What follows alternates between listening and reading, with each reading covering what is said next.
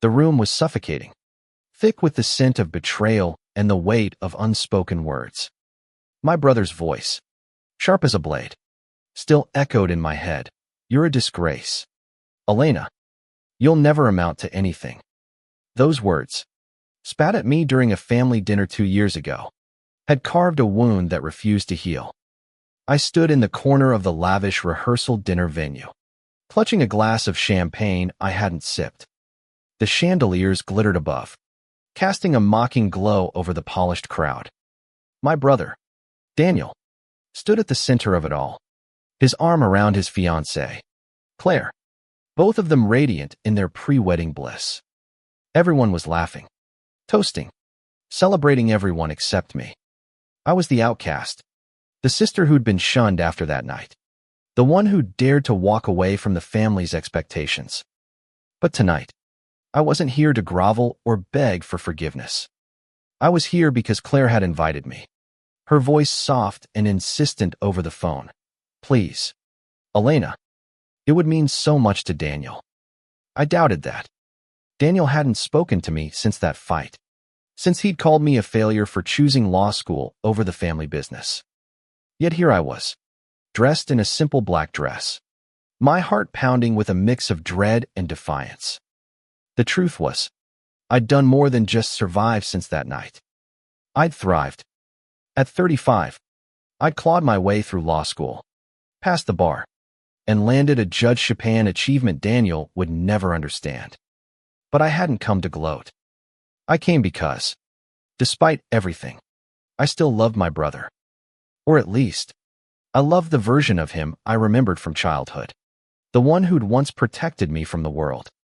The room buzzed with chatter, but I felt eyes on me. Claire's mother, a woman with a pinched smile, whispered something to her husband, her gaze flicking my way. I straightened, refusing to shrink under their judgment. Then I saw Daniel approaching, his jaw tight, his eyes cold.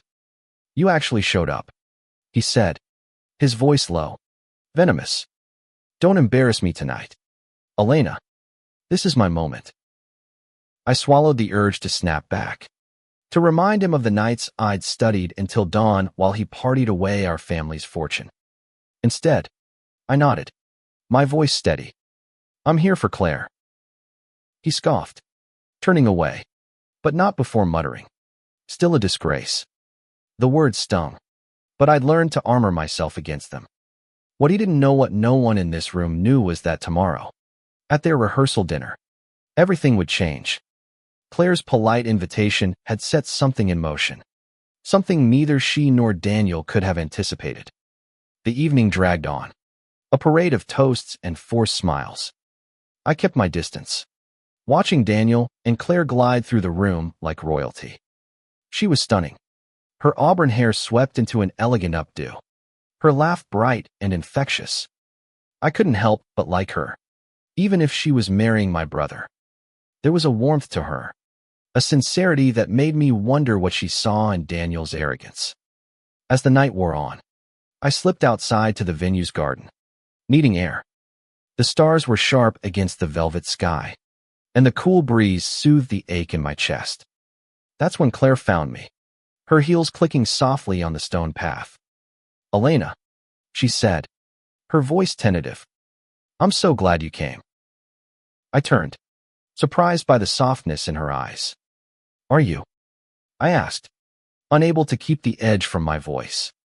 Daniel doesn't seem to share the sentiment. She winced, glancing back toward the glowing windows of the venue.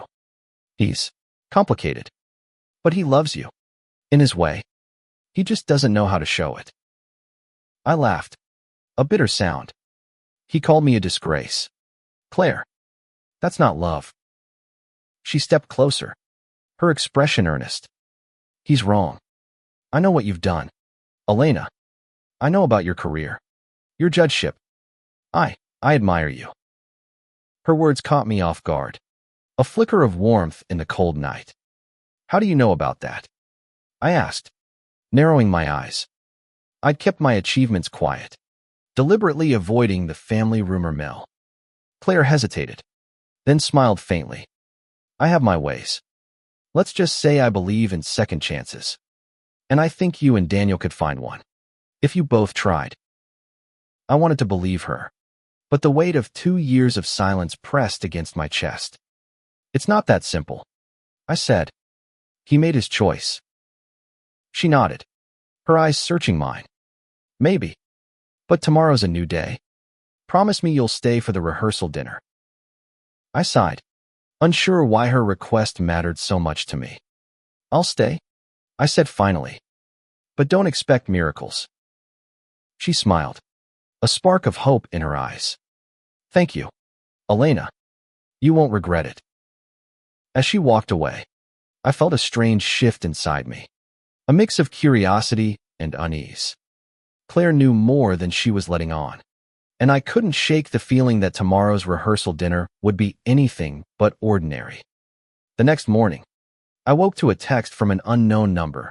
Meet me at the courthouse at 10 a.m. It's important. See. My heart skipped. Claire. Why the courthouse? I dressed quickly, my mind racing with possibilities. Had something happened? Was this about Daniel? The courthouse was a familiar sanctuary, its marble halls cool and quiet. I'd spent countless hours here, first as a law clerk, then as a judge. But today, I felt like an outsider again, my nerves frayed. Claire was waiting in the lobby, her face pale but resolute. Elena, she said, rushing toward me. I need your help. What's going on? I asked, my voice sharp with worry. She glanced around, lowering her voice. It's Daniel. He's in trouble, legal trouble. I didn't want to tell you last night, but he's been charged with fraud. The word hit like a punch. Fraud. My brother. The golden boy. The one who'd always coasted on charm and connections. How bad is it? I asked, my throat tight. Bad, she said, her eyes glistening. He could go to prison. I know you two aren't close, but you're a judge. You know the system. I thought, maybe you could help. I stared at her, torn between anger and pity. Daniel had spent years belittling me, yet here was his fiancée, begging for my help. Part of me wanted to walk away, to let him face the consequences.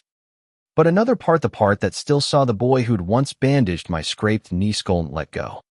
Tell me everything, I said finally, my voice steady despite the storm inside me. Claire's story spilled out in a rush. Daniel's shady business deals, forged documents, clients who'd lost everything. The evidence was damning, and his hearing was scheduled for tomorrow, hours after the rehearsal dinner. He doesn't know I'm here, she admitted. He'd be furious. But I love him. Elena. I can't let him throw his life away. I nodded, my mind already working through the legal angles. I can't promise anything, I warned, but I'll look into it. For you. Her relief was palpable, but as we parted ways, I felt the weight of her trust settle on my shoulders. Tonight's rehearsal dinner would be a test not just of my ability to save Daniel, but of whether I could face him without losing myself in the process. The rehearsal dinner was held in a private room at an upscale restaurant, all crystal glasses and candlelight. I arrived late, deliberately, slipping into the back as the speeches began. Daniel stood at the head table, his smile practiced, his voice booming with confidence as he thanked everyone for coming. He didn't see me, but Claire did. Her eyes met mine across the room, a silent plea for understanding. I took my seat at a table near the back, ignoring the curious glances from Daniel's friends. They knew the story, or at least his version of it. The sister who'd abandoned the family, the failure who'd chosen a pipe dream over loyalty. I let their whispers slide off me, focusing on the task ahead. Claire's revelation about Daniel's fraud charges had changed everything. I'd spent the afternoon digging into his case, calling in favors from colleagues to get the details. The charges were serious: wire fraud, falsified contracts, hundreds of thousands in damages. If convicted, Daniel could face years in prison. As the appetizers were served, Claire stood to give her toast. Her voice was warm, steady, but I caught the tremor beneath it. To family, she said, raising her glass. To second chances, and to the people who surprise us when we need them most. Her eyes flicked to me, and I felt a jolt. Was she talking about me? Or was this just her way of keeping up appearances? Daniel's laugh broke the moment, loud and forced. Well said, darling, he called, pulling her close. But his eyes scanned the room, landing on me. His smile faltered, replaced by a flash of irritation. He leaned down to whisper something to Claire, and her face tightened. I couldn't hear the words, but I knew they were about me. After the toasts, I excused myself to the restroom, needing a moment to breathe. The mirror reflected a woman I barely recognized, sharp cheekbones, eyes hardened by years of struggle, but still carrying a flicker of hope. I splashed water on my face, steeling myself for what was coming. Tonight wasn't just about surviving Daniel's disdain. It was about deciding whether to save Heimer or let him fall. When I returned, Claire was waiting for me in the hallway. He knows I talked to you, she whispered, her voice urgent. He's angry, Elena. He thinks I betrayed him. Then why am I here?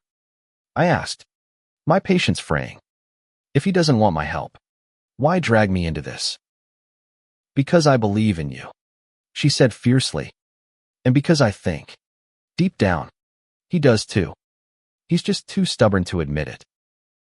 I shook my head, torn. Claire, he's facing serious charges. Even if I pull every string I can, there's no guarantee. And honestly, I'm not sure he deserves it. Her eyes filled with tears, but she didn't back down. Maybe he doesn't, but I'm asking you to try. For me. For the family we could still have.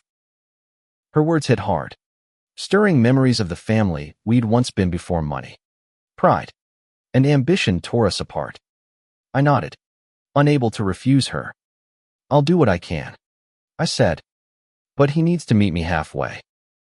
She squeezed my hand, a silent thank you, and we returned to the dinner. The rest of the evening passed in a blur of small talk and forced smiles. But the tension between Daniel and me was palpable. Every glance he shot my way was a challenge, a reminder of his words, "You're a disgrace." I wondered if he'd ever see me differently or if I even cared anymore. Later that night, I sat in my apartment, surrounded by case files and legal notes. Daniel's file was a mess of incriminating evidence, emails, bank records, forged signatures. It wasn't just sloppy, it was reckless. He'd always been careless, relying on charm to skate through life. But this time, charm wouldn't save him. I called my old mentor, Judge Harlan, a man who'd seen me through my darkest days in law school. Elena, he said, his voice gravelly but warm. You sure you want to touch this? It's a powder keg. I know, I said, rubbing my temples. But he's my brother. And his fiancée, she's worth helping. Harlan sighed. You're too good for your own good. Kid, I'll make some calls. See what I can find out. But you're walking a tightrope. If you're seen meddling, it could cost you your judgeship. The warning sent a chill through me. My career was everything proof that I wasn't the failure Daniel claimed. But Claire's faith in me, her belief in second chances, had stirred something deeper. I couldn't walk away. Not yet. By midnight, I drafted a plan, a plea deal that might reduce Daniel's charges, if he cooperated fully. It wasn't a get-out-of-jail-free card, but it was a chance. The question was whether he'd take either if his pride would destroy him first. As I closed my laptop, my phone buzzed. Another text from Claire, thank you. Elena, whatever happens, I won't forget this. I stared at the screen, her words a lifeline in the storm. Tomorrow, I'd face Daniel's hearing and the truth about whether our family could ever be whole again. The courthouse was a different beast in the morning, its quiet halls replaced by a buzz of activity. I sat in my chambers, my robe hanging on the wall like a silent promise. Today wasn't about presiding over a case, it was about saving my brother. Or at least trying to. I'd spent the night preparing. But doubt gnawed at me. Was I doing this for Daniel? For Claire? Or for the sister I used to be? Claire met me outside the courtroom. Her face pale but composed.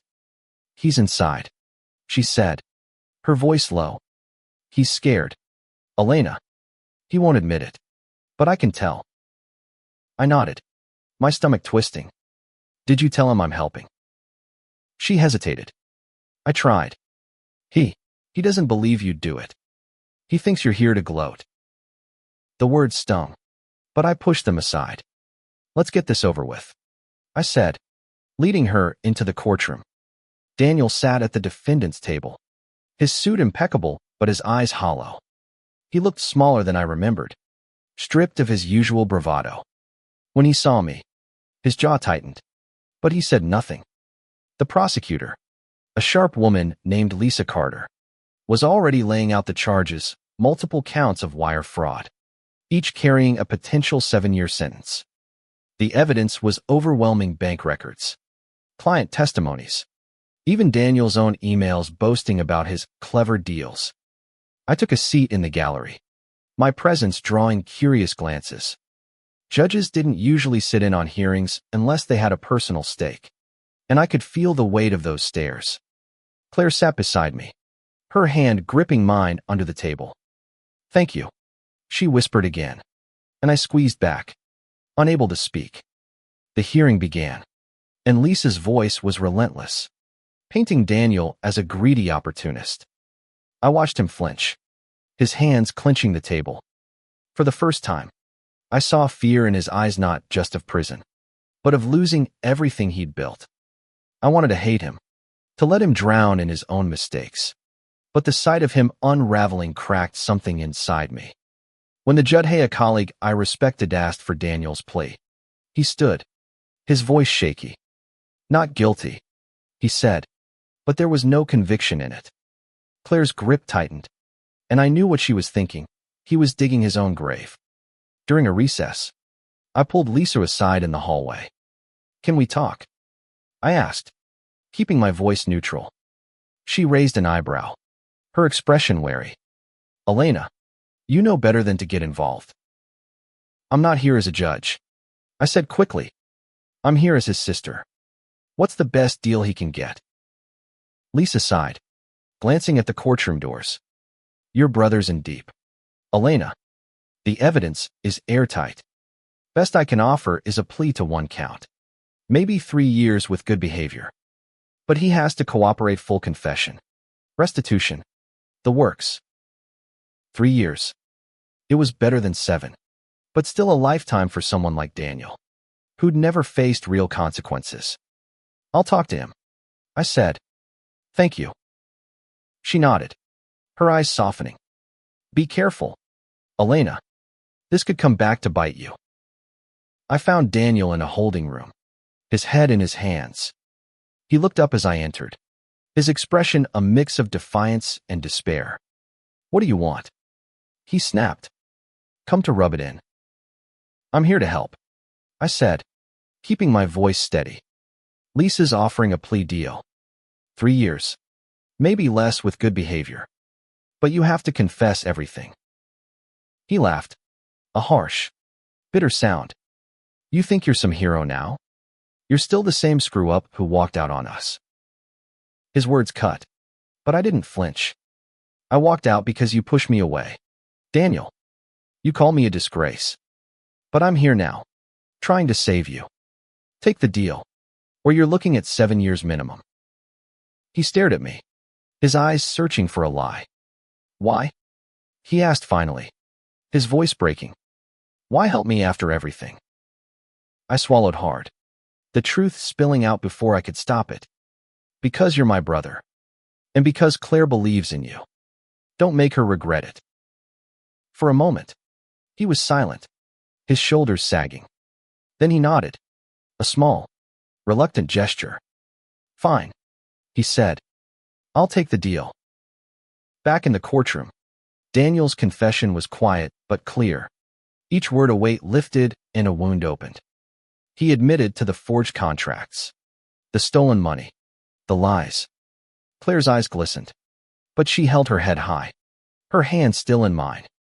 The judge accepted the plea, sentencing Daniel to 3 years with the possibility of parole in 18 months. It wasn't freedom, but it was a chance. As we left the courthouse, Claire turned to me, her voice thick with emotion. "You didn't have to do this, Elena, but you did." I shrugged, suddenly exhausted. Someone had to. She hugged me, her embrace fierce and unexpected. "You're not a disgrace," she whispered. "You're incredible." Her words stayed with me as I drove home, the city lights blurring through my tears. For the first time in years, I felt something like hope, not just for Daniel, but for us. The weeks after the hearing were a strange limbo. Daniel was in a holding facility, awaiting transfer to prison. Claire visited him daily, her optimism unshaken despite the strain in her eyes. I, on the other hand, kept my distance, unsure how to bridge the gap between us. His confession had been a start, but it didn't erase the years of hurt. I threw myself into work, presiding over cases with a focus that bordered on obsession.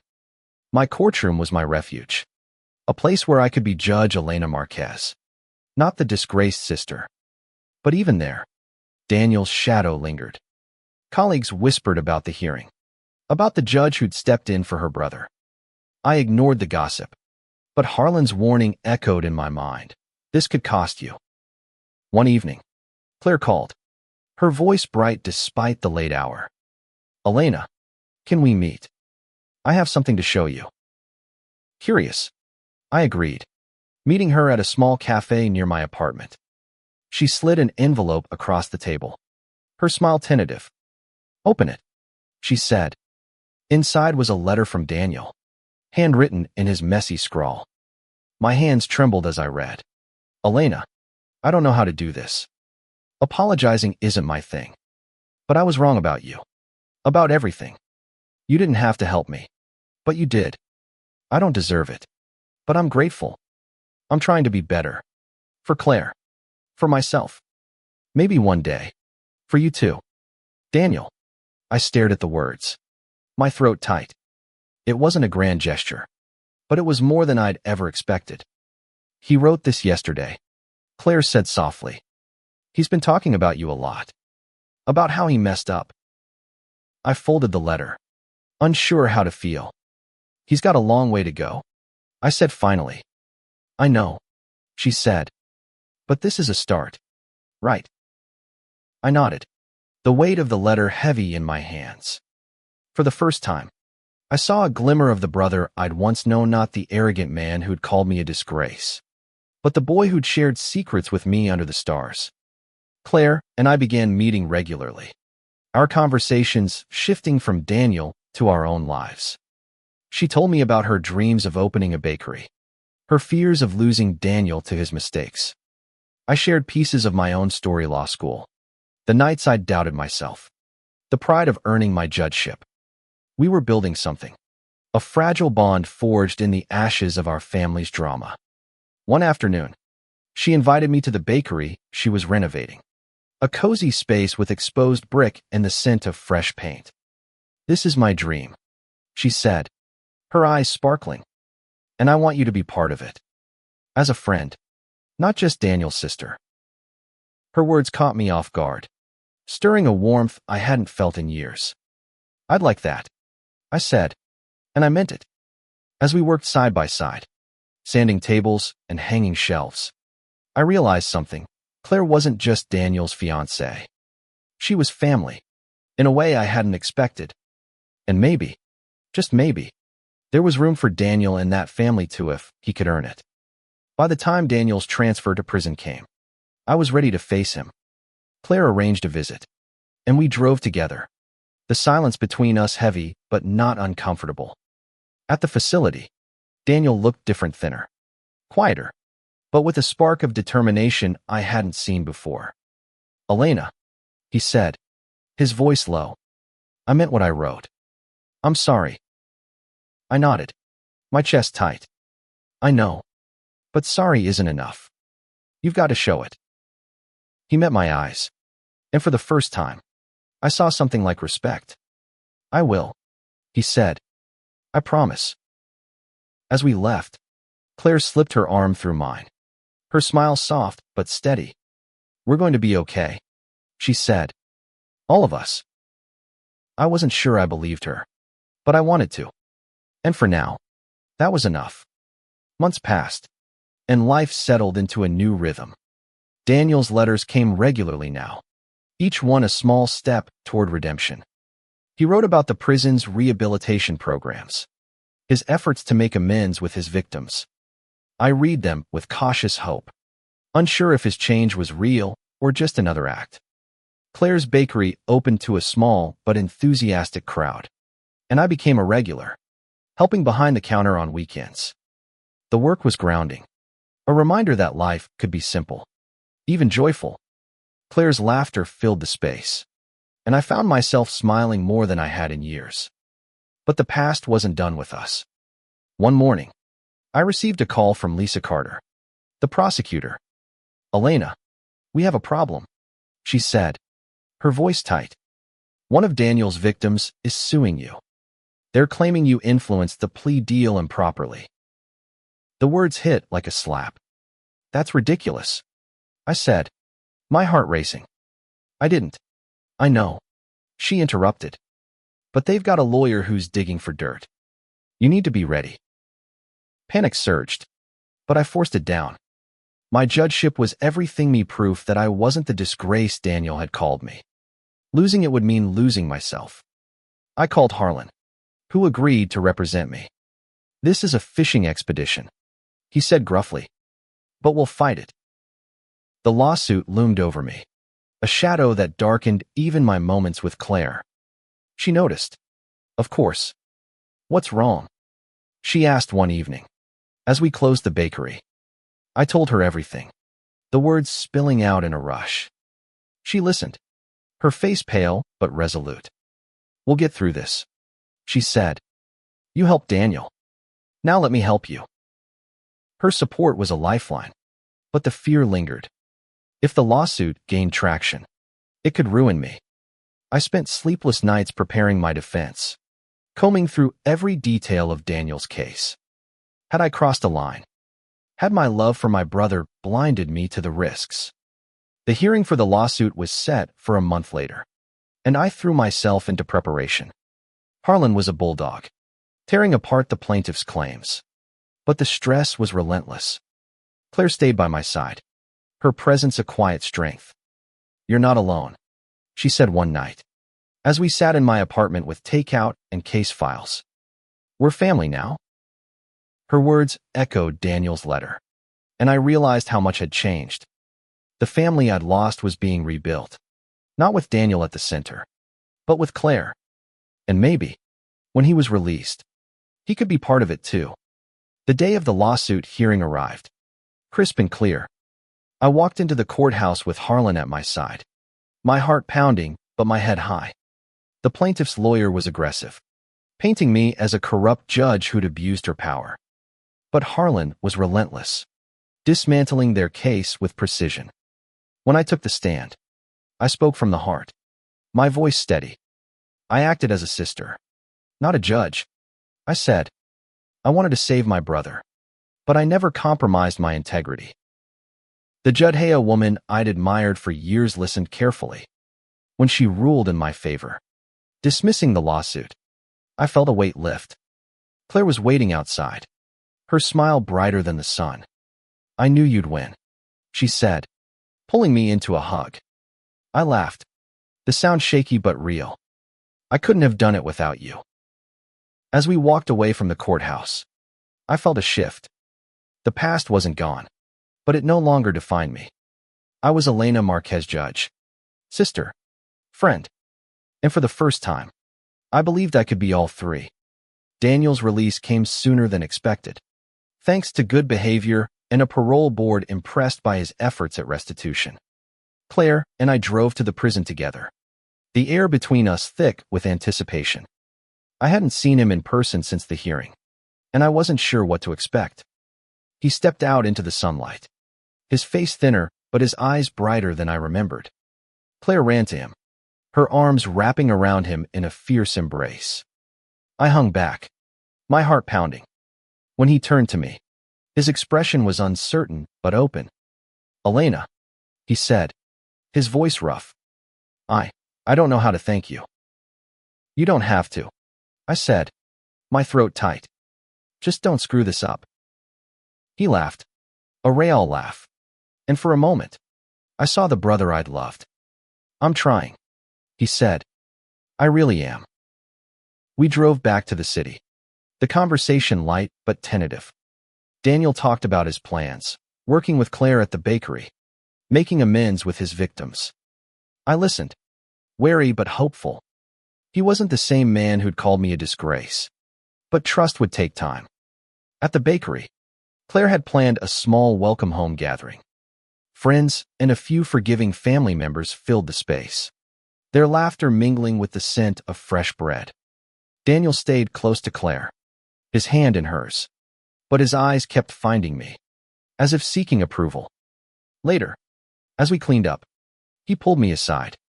"I need to say something," he said, his voice low.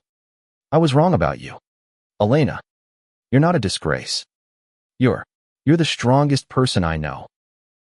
The words hit harder than I expected, cracking the armor I'd built. "You hurt me, Daniel," I said, my voice shaking. "But I'm here. That's what family does." He nodded, his eyes glistening. "I'll make it up to you. I swear." I didn't respond, but I didn't need to. The look we shared said enough. We weren't fixed. Not yet. But we were trying. And that was more than I'd ever thought possible. Over the next few months, Daniel proved his words weren't empty. He worked tirelessly at the bakery, his charm winning over customers while his humility surprised me. Claire glowed, her dream thriving with Daniel by her side. I visited often, finding a strange peace in the routine of kneading dough and pouring coffee. But the real test came at their rescheduled wedding. The venue was simpler this time, a small garden with fairy lights and wildflowers. I stood at Claire's side, her maid of honor, my heart full as I watched her walk toward Daniel. He looked at her like she was his world, and for the first time, I believed he could be the man she deserved. During the reception, Daniel raised a glass, his voice steady. "To Claire, for believing in me," he said, "and to Elena, for saving me." The crowd cheered, but his eyes were on me, and I felt the weight of our shared history lift. Just a little. I raised my glass in return, a silent promise to keep trying, to keep believing in second chances. Life doesn't tie itself up in neat bows, but it finds its own rhythm. A year after Daniel's release, the bakery was thriving, a community hub where Claire's warmth and Daniel's newfound humility drew people in. I was a regular now, not just a visitor, but a partner in their dream. My judgeship remained intact, my reputation stronger for having faced the lawsuit and won. Daniel and I were still learning each other, our conversations a mix of caution and hope. He'd started therapy, something I never thought he'd do, and it showed.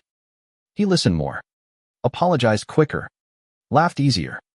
The brother who'd called me a disgrace was gone, replaced by someone trying to be better. One evening, as we closed the bakery, Claire pulled out a photo album she'd been working on. It was filled with moments from the past year, Daniel's release, the bakery's opening, the wedding.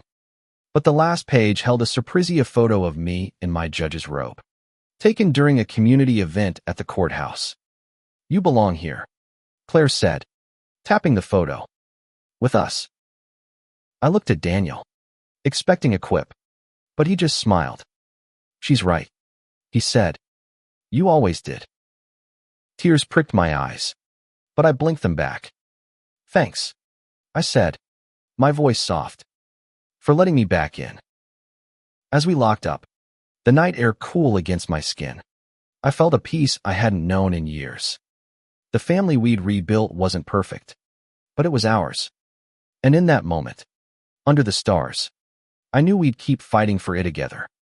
The rehearsal dinner that had started it all felt like a lifetime ago. Claire's faith, Daniel's redemption, my own resilience. Seth'd woven a new story, one of forgiveness and second chances. I wasn't just Elena, the disgraced sister, or Judge Marquez, the courtroom warrior. I was both, and more. And as I walked home, the city lights bright around me, I carried that truth like a badge of honor.